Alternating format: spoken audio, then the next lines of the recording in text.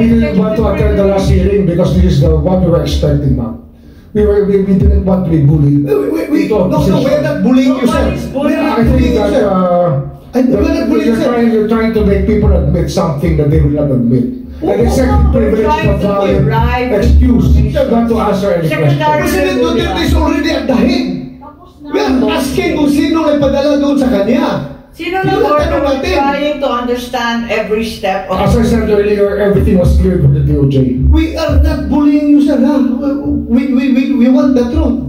That's why if we try to make a person admit something that should not be admitted, it means that there is something more to it, which is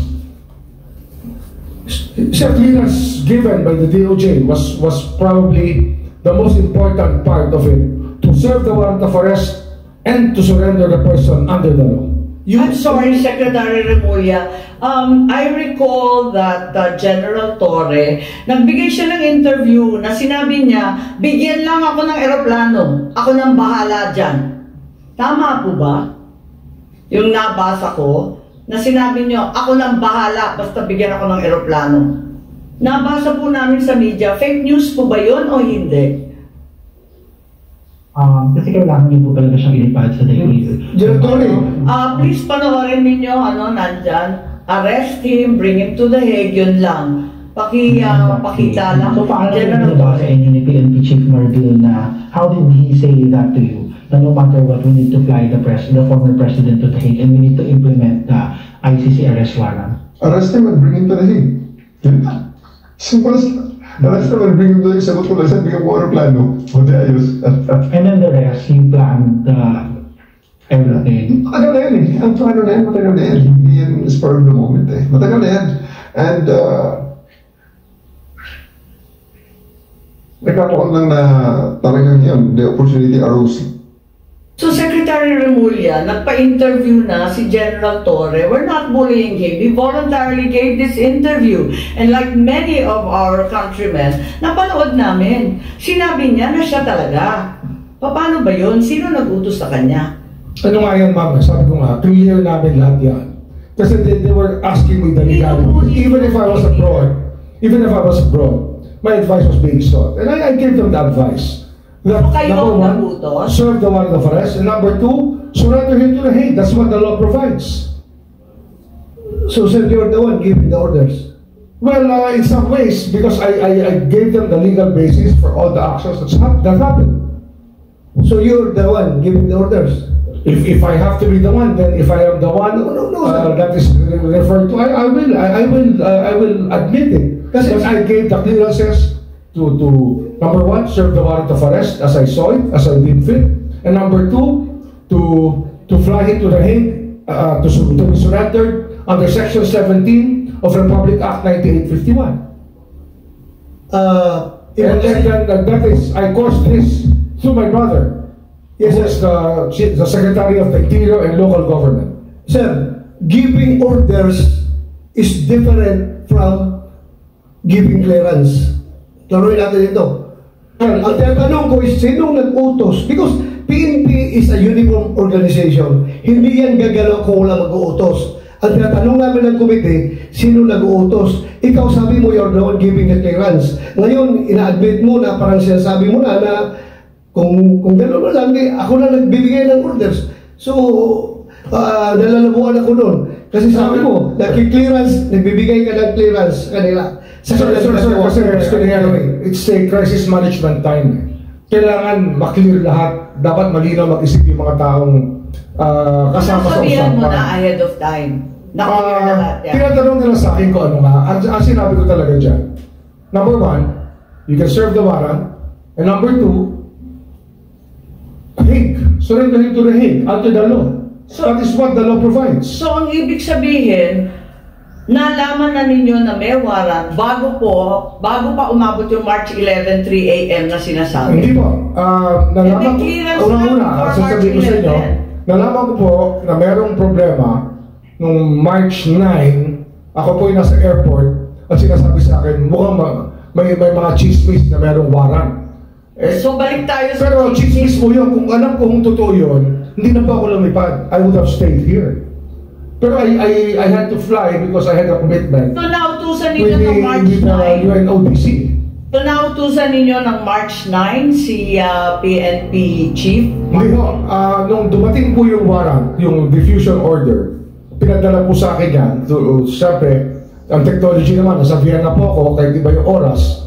Nung nakita ko po yung diffusion order, sabi ko, that's valid. You can serve it. Tsaka may warrant na kasama kasi yun eh. May warrant po kasama na pinadala sa akin eh. It's a valid warrant. Bakala ko yung diffusion hindi warrant. Bakit Hindi ba, may kasama ko warrant yun. It had an accompanying warrant which was given to me. And that warrant, which was the one that was served to the former president. Balikan muna natin ang CIDG, ano? Kasi sinabi nga dito sa interview na pinanood natin na alam na ninyo na meron kayong papel sa pag-aaresto. Masasabi ba ninyo na well-planned itong arrest? Kasi it was planned weeks in advance.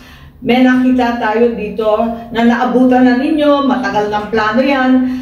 Pwede ba nating paliwanag itong statement po ninyo, anticipation? Kasi yan ang actually pagdating ko, may plano na. Anticipation ng warrant. Sabi ninyo pagdating nyo. So dumating kayo mga bandang September, meron na yan. Ma'am, maraming salamat talaga sa tanong na yan. For me to clarify that statement na natitwist na sa social media. That interview is made from the context of the chief of the CIDG.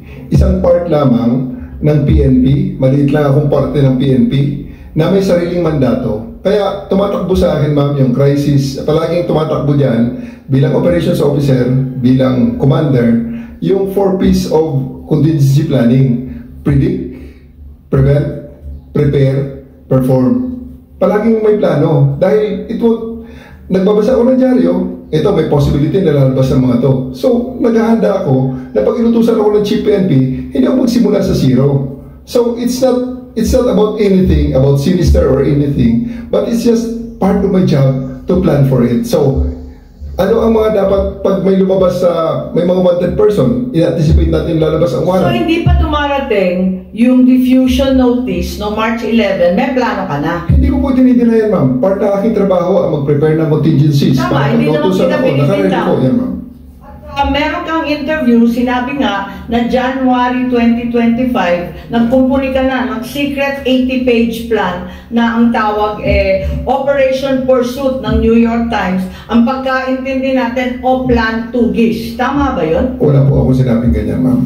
Kung sino man ang source niyan, I'm not very sure about it. Lumabas sa lahat ng media, sa GMA, pati New York Times sinabi. Pwede po natin makita, ma'am, kung hindi ko alam. Yan lang ang nabasa ko, katulad ng marami.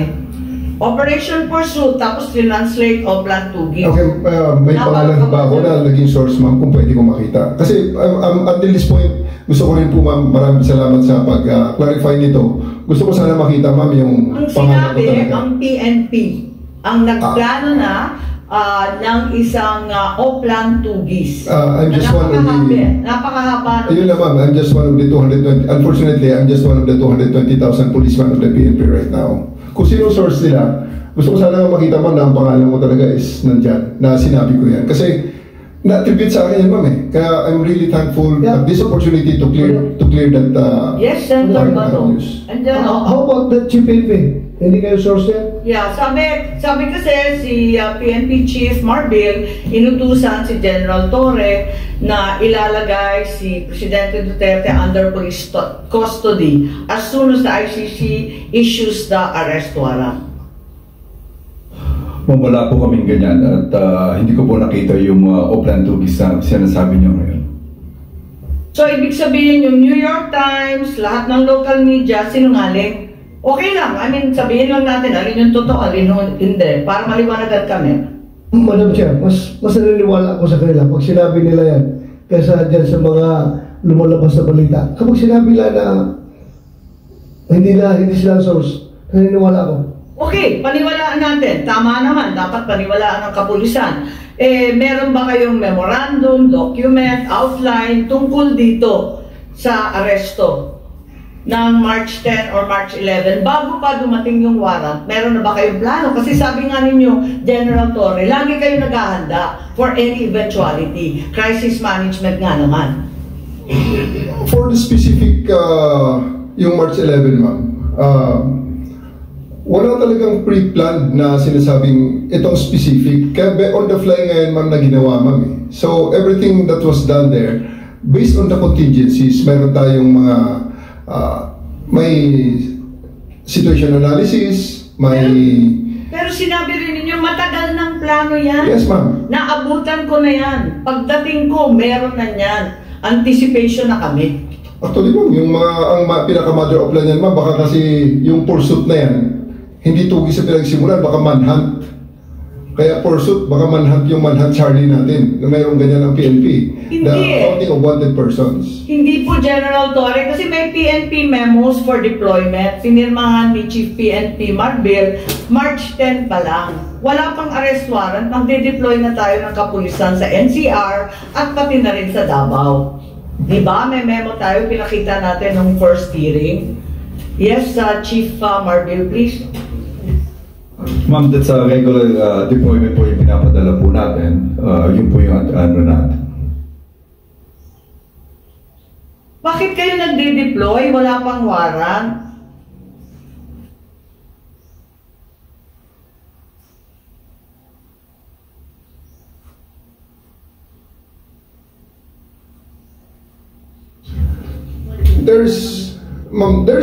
That's already part of the contingencies. Kasi hindi naman natin madi-deny na napaka-high profile ni PRRD. Ito na nga, may preparation na may probability na lalabas itong order na to. On my part, lalabas ang order na to. Pero sabi, nung unang hearing ni Secretary John Vic, na chismis lang naman, magde-deploy ka sa chismis lamang. There's really no harm in erring on the side of caution, ma'am. Palaging ganyan, prevent after the prediction. We prevent whatever, kaya palaging predict yan ang scanning the operational environment, threat assessments, so wala talagang plano. Pero sinabi mo, matagal ng plano yan. Alin ba talaga? The contingencies are there, ma'am. Hindi na sinasabing wala talaga kaming alam at wala kaming pinaghahandaan. May contingencies tayo, ma'am. So it's always there. So you're saying that it was just general contingency planning, yes, no specific incident was anticipated, although sinabi rin ninyo, anticipation ko na yan. Pagdating ng mga anticipation ng warrant ng ICC, that's very specific po. Hindi siya generic contingency planning. Opo. Part na ho ng aking trabaho na ma'am yan, nakita ko na, sabi ko, nako, paano pag nautusan ako bigla, lumabas ang warrant at i-implement ito. Nasa Hong Kong ang ating subject. So, that's all part of the anticipation already. So, in fact, there was a plan. Ma'am? So, in fact, there was a plan. There was a... Kasi nag-anticipate na kayo na magkakaroon ng warrant. Ina-adjust natin ang contingencies, ma'am.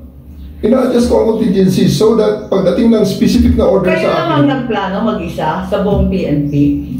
I'm the head of the CIDG, ma'am. Pero kayo lang ang nagplano? I have 2,000 people. I have 2,000 people under me. Sir. I understand, General. And we respect the CIDG for its outstanding track record.